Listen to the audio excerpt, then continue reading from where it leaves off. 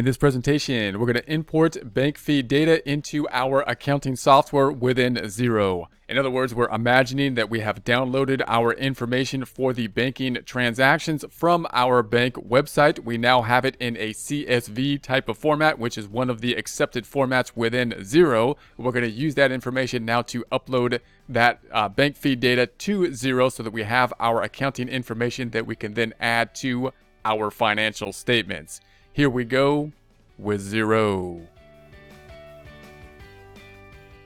Here we are on our Triple G dashboard. You can find the banking information either down below in basically your dashboard down here at the checking accounts, or you can go up top and find that information under the accounting dropdown and go to the bank accounts. So let's do that. We're going to go to the dropdown up top, go down to the bank accounts. Here is our banking information. So we're not going to be setting up the connection to the bank feeds this time. We're going to be doing a manual connection. The file that we're going to be uploading will be this file. So this file is in essence the bank statement. So if we look at the bank statement, we see the detail. We just want the transactions. So we're taking the actual transactions. That's what we are imagining that we have now downloaded from the bank. And they look like this. We're opening them up in Excel. However, you'll note that it is a CSV file. We will be providing the CSV file for you. If you open it up in Excel, it's going to be an XLSX file. If you create a CSV file, you can do so by simply creating an Excel file such as this and then saving it as a CSV file. So in other words, if I was to save this file as a CSV, I could go to the Save As and then Browse. And then when I save this file, I'm simply going to change the extension. So instead of having an Excel type file, which is an XLSX, I can change it to a CSV type of file. And you'll see we have a couple different options for the CSV, comma decimal, probably the one you want here. But that's how you could save this file. Now we will be providing this file for you in a CSV type of format, so you can simply take that and upload it.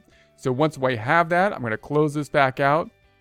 Here's the file we basically want in our course data file. So we want the bank data for March, and we're looking for the one that says .csv. So that's the one we want. I'm going to be searching for that as we upload it. So then I'm going to go over here and we're going to say that we want to manually import a statement. So we're going to say manually import the statement. I'm going to hold down Control and go up a little bit to the 125 and the percentage. We have here then the steps in a new window. Go to your bank, download your bank statement. It has to be in one of these files. So you have the OFC, the QFC, the QBO file, and we're going to be using the CSV file. That's what we have, a CSV file. And then we're going to upload the bank statement here. So note the file formats, so you can take a look at these different file formats that could possibly be formats that you can download this information from the bank in. So then we're going to go ahead and browse for our file. This will be looking for the file on our computer. Here it is. We want the March information for the CSV files. I'm going to double click on that and open that up. So that should be included now. And you can see here it says March CSV. So then I'm going to import this information. So we'll select the green import item. Next, we have the statement import options. Getting started with statement import options. The first time you import your statement, you need to coordinate the fields in your file to the fields that are in Xero. So we're going to have the heading fields that'll basically we will line up. So here's an example. We got the date, the payee, the note, the reference. So here's how it'll show up here. Now, in our system, note that normally when you get the bank feeds, you're pretty limited to the information that you're going to get from the bank. We got the transaction, the amount, and the description. Those are the fields we're lining up, basically the heading fields over here. So we have the transaction date, that's lining up to the transaction date. We have the amount, that's lining up to the amount, and then the description field lining up to the description field as well.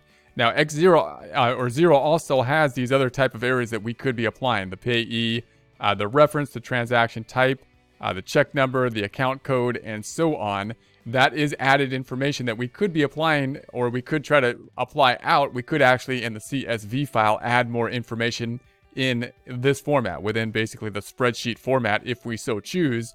And we might want to, you could imagine basically touching this up before you actually import it, which might make it easier to assign some of these things out once you get it into the system. Because remember, once you get this into the system, we're still going to have to apply things out, such as the vendors and the customers, and apply out the proper account. So, but note that normally when you have the bank feed information, this is what you get from the bank, right? You get the transaction date, the amount, and the description, and that's what you're going to have to work with.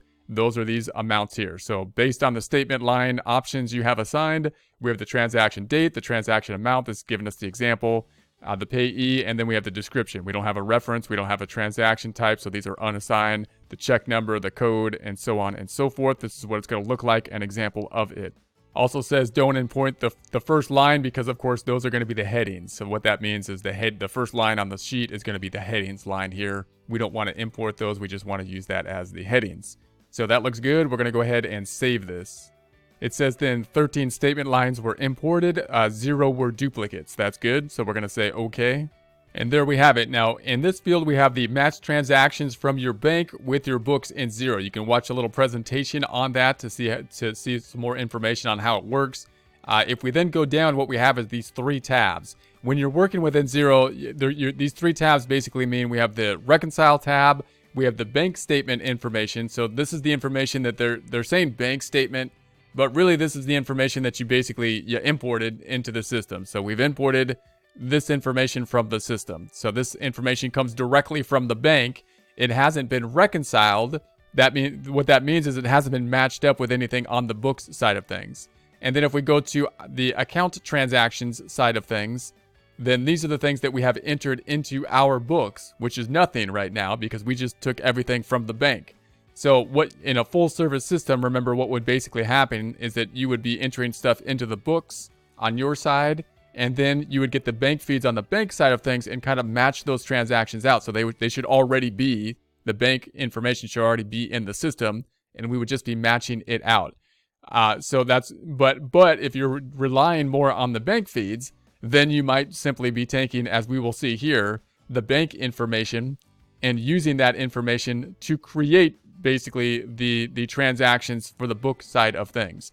So that means in this scenario, we have the banking information. We don't have anything in the book information, and we're going to be using this information that we got from the bank to create the transactions for the book. We're going to be dependent on the bank in order to recreate the transactions in the book.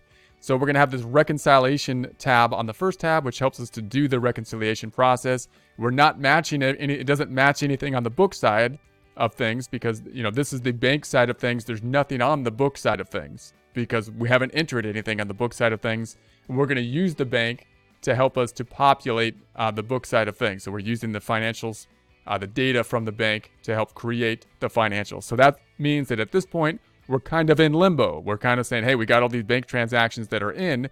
However, they're not affecting the financial statements yet. They won't affect the financial statements until we assign out customers and vendors and forms and whatnot, so that we have the increases and decreases to our financial statements. That's what we'll do in the future. So that's it for now. Let's get out of here.